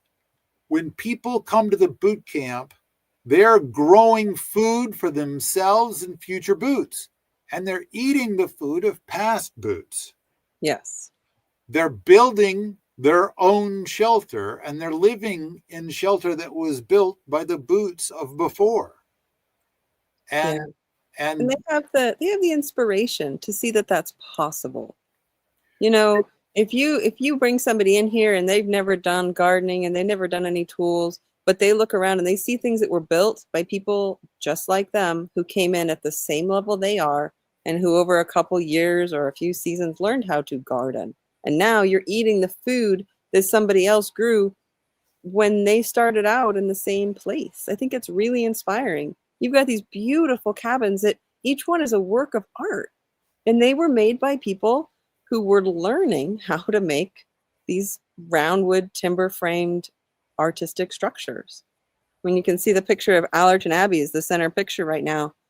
Those, they're just doing the finishing, the whitewash on that, but the floor, is made of cob. There's all this beautiful art done into the walls. I mean, it's a treasure. And to know that somebody who put that floor in, the person who put that floor in, it was their first cob floor. I mean, it's such an inspiration, I think. So, all right, let's see. I've got 2 or 3 more stories I want to try to get through in this podcast. Awesome. And so, one of the stories is that I went to a farm and I saw a lot of fruit trees, heavy with fruit that was landing on the ground as I was there. He had pigs, and so he was going around gathering the fruit up and giving it to the pigs, but he was also about to leave on a trip. And he's like, I don't know what I'm going to do. I'm going to be, and it's like, he can't give it away. He can't. And it's like, it just sounded like one struggle after another of trying to be able to get it all to work. And it did seem like a lot of the fruit was going bad on the ground. And a lot of the fruit was just going to drop and not get et. And I was feeling like he was feeling bummed about that. Yeah. And what I wanted for him, because he had something like 40 acres or something. And, but only like an acre was in fruit trees. I don't know. I wish for him to be able to have a gardeners program, because if, like, let's say he's got a dozen people there that are all putting in 40 hours a week, then every week, everything moves forward a bit. And then on top of that, when all of this fruit is ready to drop, then this mob of 12 people goes over there, gets it all, puts up a lot of it, and a lot of it ends up in meals over the next several days. Yeah. And so it's not wasted. And rather than him fretting about going on a trip, it's like, there's nothing to fret. This group, it puts in 40 hours a week every week. And half of the group has been here for almost a year. And so it's like, they know how everything is done and how to do everything. It'll be fine while I'm away. Everything will be great. So I just kind of felt like a recurring theme is, I saw a lot of pear trees with fruit on the ground turning yucky, and the gardener who has reached the ultimate gardening thing, a pear tree producing a lot of beautiful pears, is sad. And I just kind of want, I kind of feel like this is kind of shocking. This is a weird thing. And I feel like the gardeners program is the solution. All right.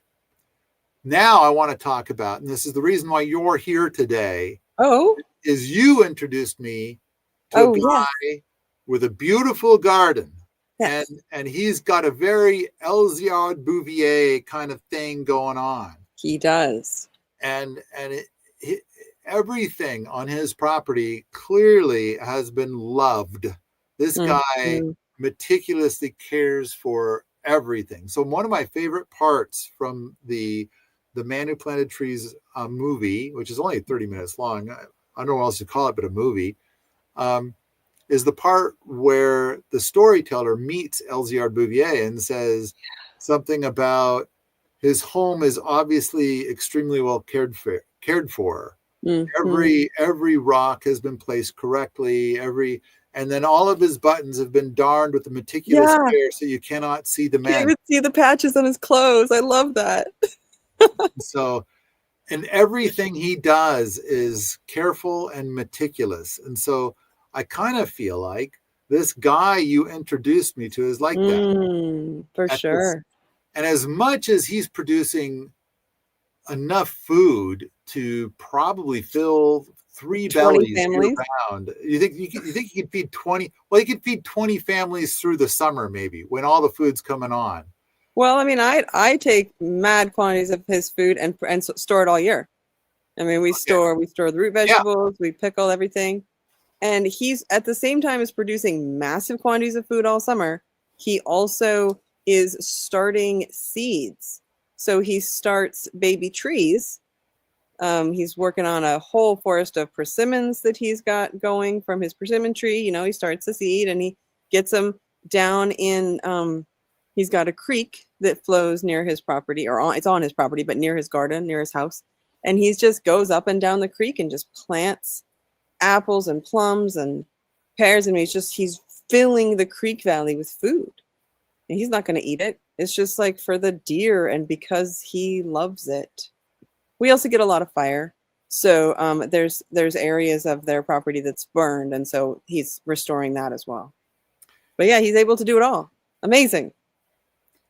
So his garden is, I mean, he has a style of gardening that is different than mine. Mm-hmm. And he is producing a lot of food, which, you know, I want to, I mean, talking about how he gardens is a fun topic. But let's set that aside. Mm-hmm. The key is that I'm going to guess more than half of his food doesn't get put up or eaten, and he ends up just composting it. That's a guess.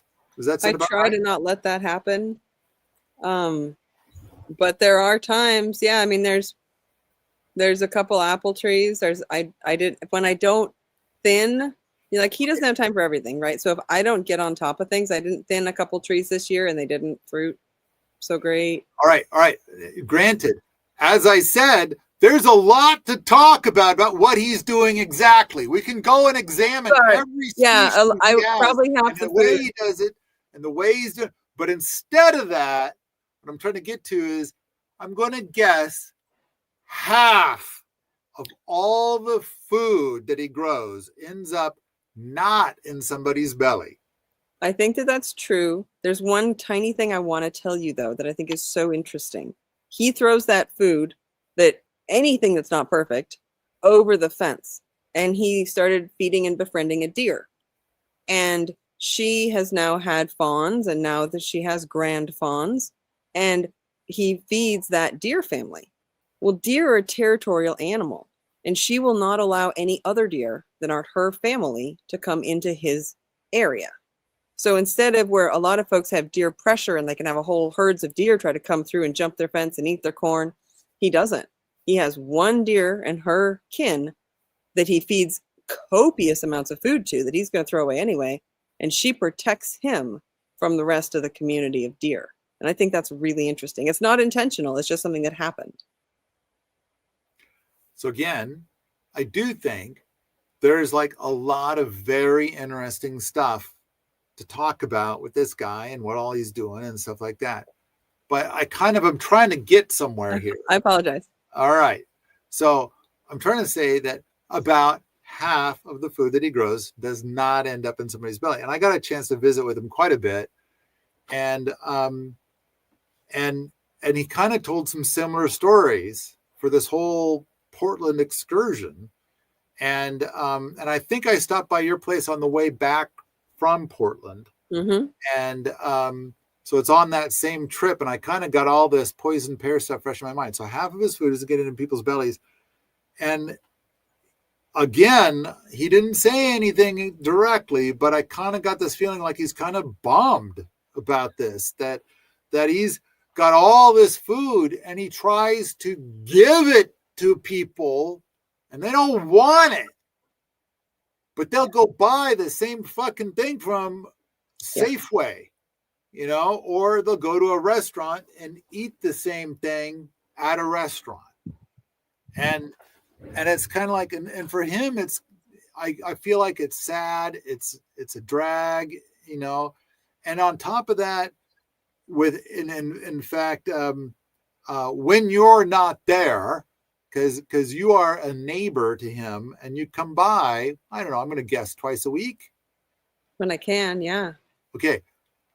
What I'm trying to get to is to say he's doing it all by himself, with the exception of this neighbor gal that comes by once in a while, right, to kind of, you know, help out and including helping with taking some of the harvest.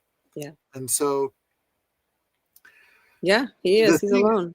I mean, he's got the acres. I wish for him to someday consider a gardening gardeners program, Wouldn't and that be fun? in large part because he does do it. And I mean, he has a style of gardening that is really different from my own. On the other hand, I think he has such meticulous care in everything that he does that I think that a lot of people would groove on being around him and becoming like him, and of course, uh, um, actually gardening with him elbow to elbow, harvesting with him elbow to elbow, eating with him elbow to elbow, or eating the harvest with him elbow to elbow. Oh, yeah. And I think so. I kind of feel like I'm really feeling like I got to get this gardening gardeners book done, and in order to get the book done, I have to have the first iteration working well, and I believe like the first iteration is the permaculture boot camp, and so all right, so that was my next story. And granted, you're right. There's stories and stories and stories and stories about what he's doing that is definitely worth exploring. And I'm kind of feeling like, okay, I got another time. yeah. And so I do want to say though that I have never seen his onions as big as what this guy is growing. Those were the biggest onions I've ever seen in my life. Oh, there's so much to talk about. I gotta not do it. I gotta not do it. Now, I do want to. All right, I kind of feel like, first of all, to solve global problems, I think that the number one most powerful solution for all global problems is to be able to get 20 people to live under one roof without stabbing each other. And so at the same time, like, we've changed the way that we allow people to live in our community, and we won't allow anybody to live in our community unless they have been in the boot camp for 6 months. And we do make one exception, and that's if you have enough skip BBs. And I don't remember how many we've declared, but I've kind of been just saying, like, you got to just be in the boot camp for 6 months. And I kind of feel like that's the simple answer. Be in the boot camp for 6 months. Then you can either rent an acre with the Ant Village program, or you can, do buy, which is, our flavor of buy is lifetime rent, the Deep Roots program for an acre. And so that's where we're at now. But I really kind of think that the core of everything is the boot camp. Now, I have stated several times that if somebody would be taking on a leadership role in the boot camp for 4 years, I would give them Allerton Abbey. Or if they're in a leadership role here for 4 years, then they could build a new Allerton Abbey, and then basically get that at the end of the 4 years, using the boot camp to build it. Yeah, that'd be wonderful. So, and I kind of feel like that's part of the Gardening Gardeners program. So, so if this guy were to have a Gardening Gardeners program, he's got many acres. He could set aside an acre and say, okay, as part of the Gardening Gardeners program, we're going to do a whole lot of gardening to grow enough food to feed, more people than we have. And then at the same time, we're going to work on building a new home on that acre over there. We're going to put a fence around it, beautiful gardens. And then someday this will, be the home of somebody that has been in the leadership role here for 4 years.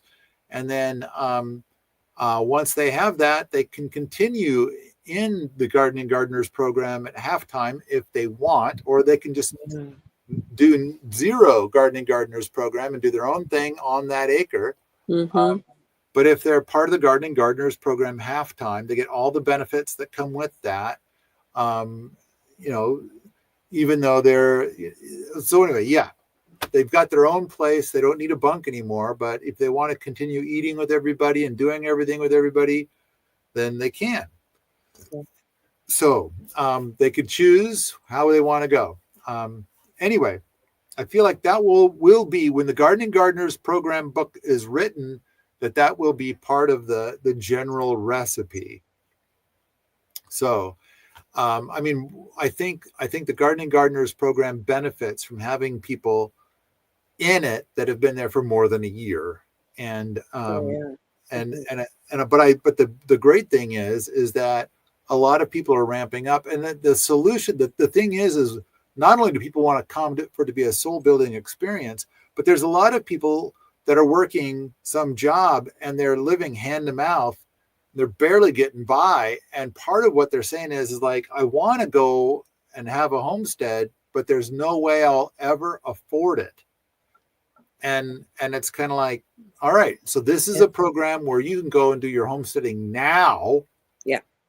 And then on top of that, in time, you could switch over to basically being retired, which is kind of what's being suggested. 4 years in a Gardening Gardeners program and then retire. Yeah. And so I don't know. I kind of feel like that's kind of where I'm going, is like the solution to nearly everything, every problem that I saw just felt like the Gardening Gardeners program. Mm-hmm.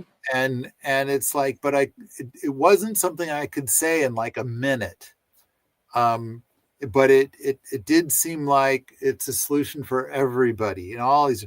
And so I kind of feel like when the book eventually comes out 5 years from now, maybe, then I kind of feel like maybe it'll transform how people live in the United States, maybe the world. Yeah. And that's okay. So all this time, this is what I've been trying to get to, is that how this is this will help, like more than feed. It will feed people a much healthier food program. And in fact, I kind of wonder if people who are ill will someday seek out a Gardening Gardeners program, strictly for the health benefits. Right. And so it might cure a lot of. I mean, I know that there have been, like, I don't know, I would imagine that 20%, 25% of the people that come here arrive with some sort of health problem, which goes away in a couple of weeks. Yeah. And so I kind of feel like this is a very powerful solution. So,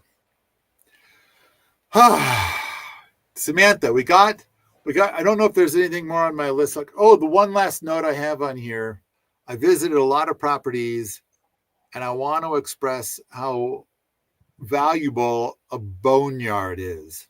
And in fact, I went to 2 different properties, one that didn't have a boneyard, and there was a lot of stuff that they should move to a boneyard, and another property that was absolutely picture perfect. And they were telling me about, and they call it something under the boneyard. I think they call it Resource Avenue. Excellent. Yeah. I have a stash pile for all your materials. And they basically, like, anything that is less than handsome and isn't going to be used this week goes up there. Yeah. And so the result is that the property was very handsome, very inviting, very beautiful. And so, what a treat. And there's a bunch of other stuff to talk about what they're doing as well. But all right. Samantha, anything more about this poisoned pear idea? It was I felt like I saw a lot of sadness. And I kind of feel like this is also a flavor of sadness that current gardeners may not be aware about, because their pear hasn't started to produce pears yet. They aren't set up for that yet. Well, I think that I would just say that I hope that folks don't get discouraged. I mean, if you're so successful at what you do that you have too much food, you can't eat it all, I think that's great. Nothing's really going to waste. If nothing else, the worms will be delighted and your soil will be richer next year. There are things that you do have to pick up. I mean, you have to get those apples. You have to either have somebody eat the apples, maybe you get pigs, maybe you get animals to do the work for you if you don't have people. Because there's, I mean, I'm working on a couple of the trees right now that haven't been picked up for so many years, and they've got the bugs in them. So I have a beautiful, I don't know how old this apple tree is. I mean, it's such a big tree covered in absolutely magnificent apples, but every single one is full of bugs. So I'm working on healing that using my sheep to eat them all, because I don't want to eat them because they're buggy. But I think that giving the nutrient to the tree and cleaning up every single apple, I think the apple tree will be healthier next year, and hopefully we'll be able to get over that.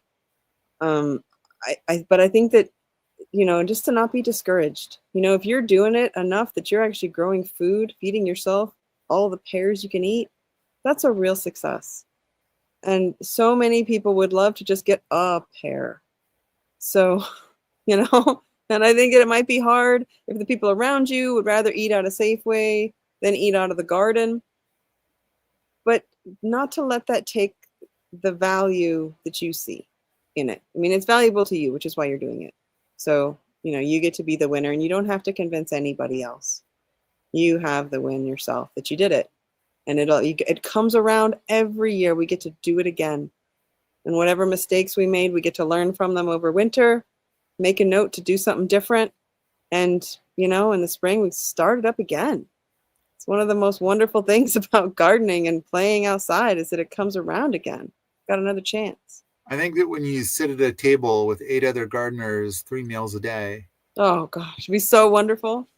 And then you talk about, how do we want to then, there's so much give a shit and care and that, and then it all gets taken care of. It's like, the idea of like, oh no, some of the apples dropped and some of the apples are gross. I mean, I know that 3 times this year I've seen people make applesauce where they're some of the apples that they got are not the best. And it's like, oh, should we, chuck this one? And it's like, no. So we, cut off the gross stuff and the rest of it is going into the applesauce. Yeah. And it's like, which is great. The rest of the apple is great.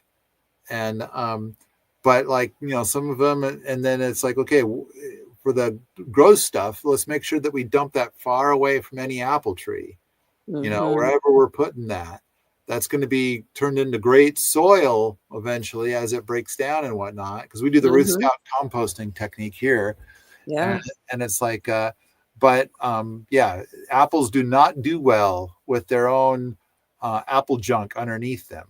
Yeah. All the apples turn gross. So, but the thing is the table, to be able to be gardening with other gardeners, and to be able to talk about the crops and to talk about the soil and talk about, how to go about all of this. And there's not only that, but if some people are using their evenings and weekends to manage a completely different acre from everybody else, there can be many schools of thought under the permaculture umbrella. So there can be because sometimes people are like, they have different ways they want to do it. And it's like, alrighty then, we can sort that out. And so there can be different ways of doing it. Well, that speeds us up. I mean, instead of having to try again each year, if we all do something different in one year and we talk about it, we learn from so many more people and different techniques every year. It goes so much faster to create your own personal optimized system. If we're living together, maybe we can have chickens. Maybe we can have animals to run the waste through, so we're not wasting it. We're turning it into eggs or bacon. The animals love to eat your leftovers. One other thing I thought about for the poison pear was if this individual, for some of the things that I observed, if there was a lot of, and I know I'm kind of a broken record on this the last 6 months, if there was a lot of sunchokes, walking onions, and kale, if there was a lot of that, then there's 2 important things that happen. Then the pears that are falling on the ground, it's like, oh well, as opposed to like this deep sadness, this darkness that comes with like, I'm wasting food and I'm wasting delicious pears. Then, because the other thing is that I saw a lot of is that like, and sometimes it's with pears, not pears as often, but sometimes some varieties of apples, it's like, not yet, not yet, Yes. not yet, too late. And so it's like, damn, I missed the window. Whereas with these 3 crops I just mentioned, so like sunchokes have like a 9-month harvest, and walking onions have a 12-month harvest, and kale has a 10-month harvest. So it's kind of like they'll pump out food so much that even in the middle of winter in Montana, you can pop outside and get some. Yeah. And so it's less stressful. You can, when you're talking about feeding your family or feeding multiple families, then it's like there's more bounty here. Yeah. And so then the whole thing with the pears is like the harvest window is too small. I mean, here I am getting ready to go on this trip to Europe, which is what this one guy was saying. I'm going on this trip to Europe and I got to pack today. Yeah. And all the pears are ready today. And half of them are already on the ground. And it's like, but I can't do it today. And by the time I get back, they'll all be on the ground. Right. Whereas, well, that's how it is with a lot of sugars. If you don't pick your sugary things, your grapes or whatever at the right time, you missed it. But if you have a lot of it, you'll probably hit something. Whereas with the sunchokes, it's like if you never get around to harvesting it, then next year there'll be 5 times more. Yeah. And then if you don't harvest that, the year after that will be 5 times more than that. It'll just keep expanding and getting wider and deeper and more. Yeah. And so it's like no problem. We will eventually get to the point that we will feed an army. That's wonderful. Any plant that you can store in the ground, store in a living state. Because then when you do go harvest it, it's as fresh as it could be. You don't need to pull that onion until you're going to make dinner. Yeah. I mean, that's fresh food. The kale, you're not going to pick it until you're actually going to eat it. And then if you don't, it'll put out seeds and make new kale plants. Make new kale. Yeah. And so every time you go out there, there's like 100 kale plants and you have as much as you want. And then there's going to be this 2-month window where the kale plants are so pathetic that there's really not much to harvest from them. And it's like, well, that's you get to harvest kale for 10 months out of the year. And so now you're here for that 2 months. But there's still all the walking onions 5 days a year. Yep. As much as you want. And so, but I just kind of think from the poison pear perspective, it takes a lot of the sadness and sting out of the poison pear to be growing this stuff that can be harvested through the winter and with such a large harvest window. Yeah. And to say like, this year I just missed the harvest window. Damn. Mm-hmm. And I think that it kind of takes some of the poison out of it, some of that darkness out of it. All right. Samantha, anything else to add to this podcast? It's wonderful. Thank you so much. If you like this sort of thing, come on out to the forums at permies.com, where we talk about gardening, gardeners, homesteading, and permaculture all the time. All the time.